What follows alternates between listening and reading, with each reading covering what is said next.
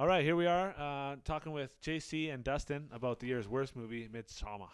Oh, shut up. Midsommar. All right, so I whatever. I didn't hate it, but I'm not a fan. These two guys did like it. I want to hear why. Well, I didn't like it. I loved it. It was a fucking masterpiece. Don't be so cliche. No. You can't like a movie like that. You're an idiot if you like a movie like that. You either love it or you fucking hate it. There's no in between. There's no gray area. I guess I fucking hate it. Okay, good. So why do you like it so much? I love movies that make me feel like I'm in a nightmare, that make me feel like I'm sweating, that make me feel actually fearful. And movies don't do that. Movies rarely ever do that to me. And I just felt like I was being drugged. I felt like I was going to be murdered. And it was just very, very effective and very heavy atmosphere. Nice. I will clarify that I watched it over the course of like 3 days, like 20 minutes at a time. So that probably had an effect of breaking the tension. That would take away from the experience for sure. But I was not committed to watching it as one because I wasn't loving what was going on. I like the stuff actually in the city, but then it just, once they got into the countryside, I felt it was very predictable what was going to happen, particularly because they had images everywhere about what was going to happen. Dustin, what did you think about the film? I didn't love it. I loved it. I don't know. No, it was super trippy because Trippy.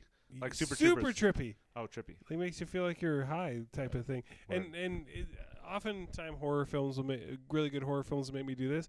I always imagine being placed in the film at a certain point of time, and then I'm like, what would I do to get out? Totally. And like you're pretty much screwed pretty quick in that film. Like unless you imagine yourself being put in the film before you took the drugs. Yes. You're a goner. That might have had something to do with why it wasn't so scary for me, because everything that went wrong for them started like when they took drugs and continued to take drugs.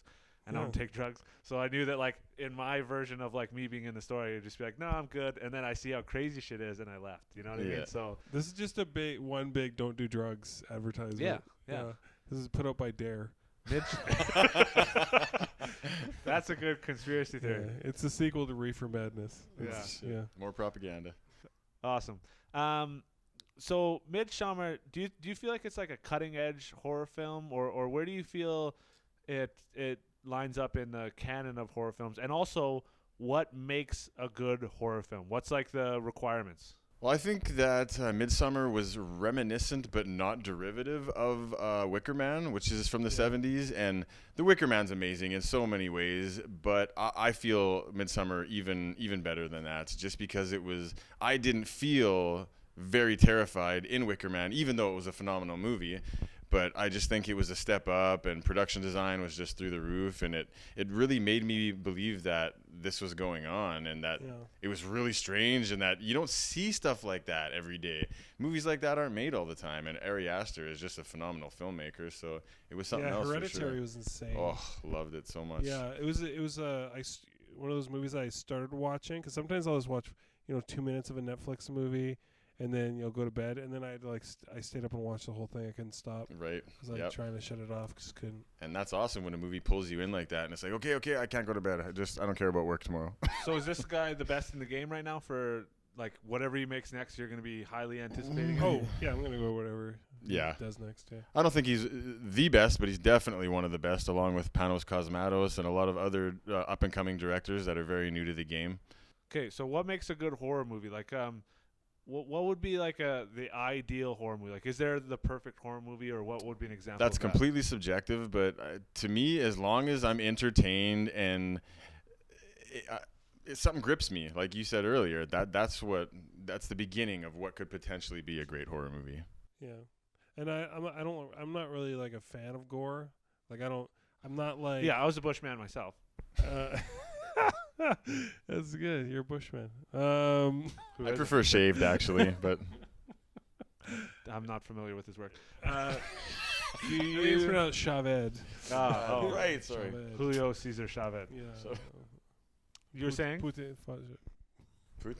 Well, who was saying? Me? Yes, you. I wasn't saying anything.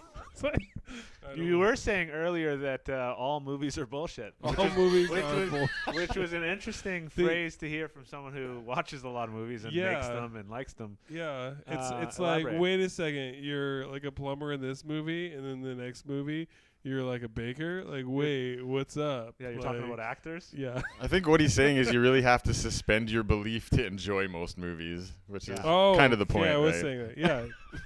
No, because you were saying that you didn't like Us No. because it didn't make sense, and it doesn't make sense. Like you don't have these tunnels with a bunch of people down there. That wouldn't make sense. Right. And where's all the rabbit poo and like and how are these people eating? Are they eating the rabbits? It doesn't make any sense. But I don't mind suspending disbelief. Like I think you have to love films a little bit. And you know who I don't think can really enjoy a good film? That guy who does CinemaSins. He doesn't have any fun watching a film because he's just nitpicking it to death. And none of that stuff matters. I don't even like if you look for it. Continuity errors everywhere in any film. Yeah. If you care to Rabbit poop. Yeah. Rabbit poop. Jordan Peele. Jordan Peele. Hey, I heard Candyman's gonna be good though. He's doing Candyman. Ooh, I did love Candyman, so I'll be excited Never to seen see that one. Me too. the remake. Anything Clive Barker is pretty awesome. Okay, favorite horror film of all time for each of you. Halloween 1978 for sure. Nothing comes close. I approve. I saw Night of the Living Dead for the first time this year. Yes. Ooh. So that was pretty good, and because I love zombie films and zombies in general. Doesn't Night of the Living Dead feel like it was shot in like 1935? Like It does. the photography is so bad for the time that it was made. Is the photography? I thought the photography was good, but I thought the makeup's bad. Okay, Yeah. but Very simplistic. it goes to prove a point that I think is important: is that the technical means of a film is not even close to the most important part of a film. No. That you can have bullshit camera work, or you can have a lot of things can be wrong and still have a great movie. Absolutely. Entertainment, right? Yeah, and that's what we learned when we watched Downsizing. Was it upsizing? No, it's Downsizing. Downsizing. Yeah, with our Matt Damon. Yeah. I've never seen that. Yeah. Don't think I would waste those hours of my life. I couldn't finish. I had to fast forward to the last half of that one. Oh yeah, because the sex scenes. He's yeah. With toys or what? You know, like I just didn't want to be too tempted because I heard it showed all of Matt Damon's belly button. Damon. Yeah. Well, thanks guys. Yeah. Right on. All right.